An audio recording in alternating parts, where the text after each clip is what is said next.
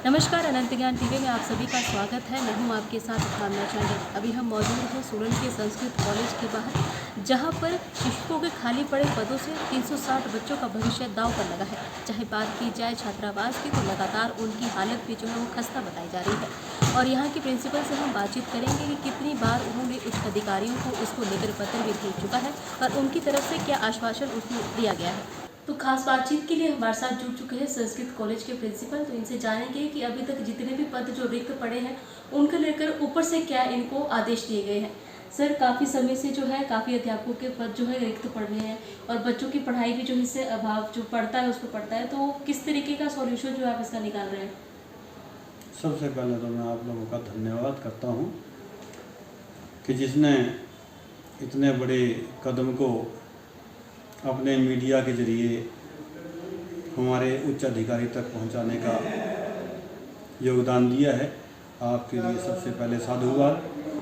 और मैं यहाँ पर आपके प्रश्न में ये बताना चाहता हूँ कि राजकीय संस्कृत महाविद्यालय सोलन में मैं 2022 से हूँ और इस प्राचार्य पद के कार्यवाहक के रूप में काम करते हुए मुझे 2-2.5 साल हो गए हैं, जिसमें मैंने ये अवलोकन किया है कि मेरे पास यहाँ शिक्षकों का बड़ा अभाव है। सबसे पहले तो एक राजनीति शास्त्र के विषय के रूप में मैं ये कहूँगा कि राजनीति शास्त्र प्रवक्ता मेरे पास यहाँ पर नहीं है, जिसकी मुझे नितांत आवश्यकता है। मैं बहुत बार अपने कार्यालय से चिट्ठियाँ बनाकर उच्च अधिकारी तक भेजता हूँ, लेकिन 2-3 सालों से मैं यही देख रहा हूँ कि मुझे आश्वासन मिलते हैं कि ये काम यथाशीघ्र हो जाएगा। इन आश्वासनों पर थोड़े दिनों पहले भी मैंने एक उच्च अधिकारी के ऑफिस में फोन से यह पूछा था कि मुझे यह बहुत ही शीघ्र मिलना चाहिए, जो मेरे पास आचार्य का पद राजनीति शास्त्र का है, यह कई दिनों से रिक्त है। मेरे पास यहाँ बच्चे भी आते हैं, बहुत से बच्चे हैं, 100-150 बच्चा ऐसा है जिन्होंने राजनीति शास्त्र रखा हुआ है। बच्चों की पढ़ाई बाधित ना हो, मैं बच्चों से एप्लीकेशनें भी ले लेता हूँ और अपने ऑफिस से पत्राचार के माध्यम से भी ये जानकारी लेता हूँ कि मुझे यह शिक्षक मिला या नहीं मिला। तो आज तक की अवधि में मुझे यहाँ पर ये राजनीति शास्त्र का प्रवक्ता नहीं मिला है, जिसके रूप में मैं यही कहूँगा कि मेरे बच्चे बहुत प्रभावित हो रहे हैं। राजनीति शास्त्र के अध्ययन के लिए वो बड़ी इच्छुक हैं। अगर सरकार इस विषय पर सोचती है तो इसके लिए इन बच्चों का उद्धार हो सकेगा और संस्कृत महाविद्यालय को एक प्राध्यापक मिल सकेगा। इसके लिए बहुत बहुत साधुवाद है उस अधिकारी को कि वो अगर जल्दी कर दें तो इसके लिए महाविद्यालय उनका ऋणी रहेगा। अगर अभी की बात करें तो वर्तमान में कितने शिक्षक हमारे पास हैं? हमारे पास यहाँ पर बहुत से विषय पढ़ाए जाते हैं, जिनमें व्याकरण है, साहित्य है, दर्शन है, ज्योतिष है, वेद है, राजनीति शास्त्र है, अंग्रेजी है, हिंदी है। इन सभी विषयों के लिए यहाँ पर प्राध्यापक तो हैं, लेकिन 2 तरह के अध्यापकों की ज़रूरत महाविद्यालय को पड़ती है, जिसमें स्कूली स्तर के प्राध्यापक भी चाहिए और जो हमारे कॉलेज स्तर के प्राध्यापक हैं उनकी भी यहाँ नितांत आवश्यकता होती है। हमारे पास अधिकतर यहाँ पर कॉलेज कैडर के प्राध्यापक हैं, स्कूली कैडर के अध्यापक कम हैं, और जिनके अध्यापक यहाँ कम हैं उनके लिए यहाँ पर बच्चों के पढ़ाने की सुविधा है, लेकिन उच्च स्तर के प्राध्यापकों की नितांत आवश्यकता थी, जिसके लिए यहाँ पर प्राध्यापक मेरे पास उपलब्ध नहीं है। तो ये जो हमारा पुराना संस्कृत महाविद्यालय था, ये आज के समय में जीर्ण शीर्ण अवस्था में है, बहुत ही क्षतिग्रस्त हो चुका है। इस पुराने संस्कृत महाविद्यालय को हम डिसमेंटल करना चाहते हैं और बहुत सी इसके लिए चिट्ठियाँ लिखी गई हैं। प्रशासनिक अधिकारियों से मैं स्वतः भी मिल चुका हूँ कई बार, और मुझे वहाँ पर आश्वासन मिलते हैं।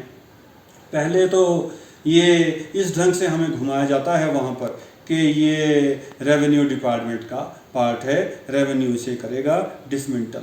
लेकिन अंत तो गत्वा ये फरवरी मार्च तक हमें ये सूचना मिलती है, जो कि लिखित में है हमारे पास आजकल आई हुई, कि ये शिक्षा विभाग की ज़मीन है और इसमें शिक्षा विभाग के अधिकारी ही इसको डिसमेंटल करने के लिए उचित प्रावधान कर सकते हैं। तो हमने उच्च अधिकारी को भी इस विषय में सूचित किया है, लेकिन हमें इस विषय पर अभी तक केवल आश्वासन ही आश्वासन मिलते आए हैं। इस पर कोई संज्ञान अभी तक अच्छे ढंग से हमारे तक नहीं आया है। और अगर बॉयज़ हॉस्टल की बात करें तो उसकी हालत भी जो है वो खस्ता बताई जा रही है और उसमें बॉयज़ रहने को भी मजबूर है, उसको लेकर क्या कहना है आपका? हाँ जी, ये जो हमारे पास छात्र छात्रावास है ये बहुत ही पुराना छात्रावास है।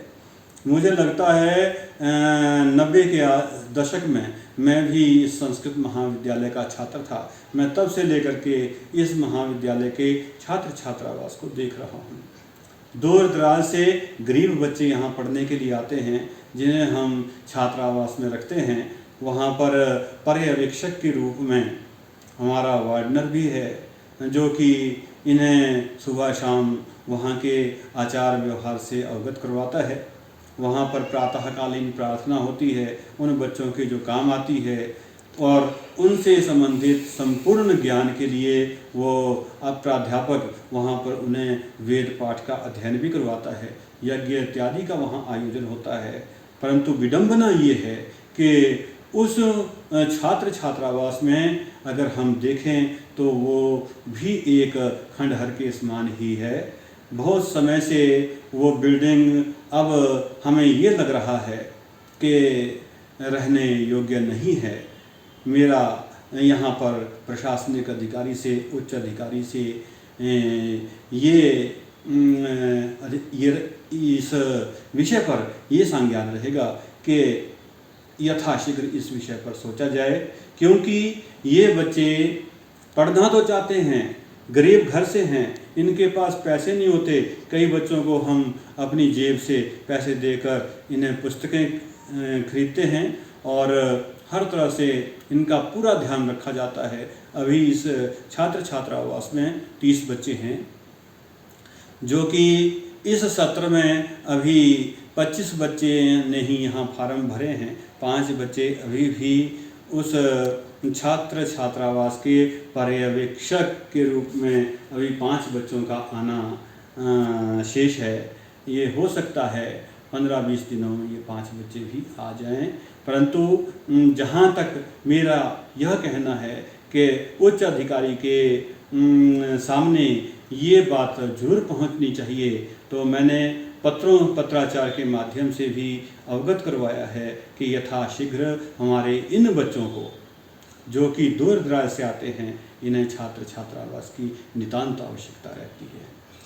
आप कह रहे हैं कि आप उच्च अधिकारी को कई बार जो है इसको लेकर शिकायत पत्र भेज चुके हैं, उसके बाद उनका क्या आश्वासन आपको मिला है कि कब तक जो है ये जो शिक्षकों के रिक्त पद हैं उनको भरा जाएगा और जो गर्ल्स बॉयज़ हॉस्टल की जो खस्ता हालत है उनको ठीक किया जाएगा?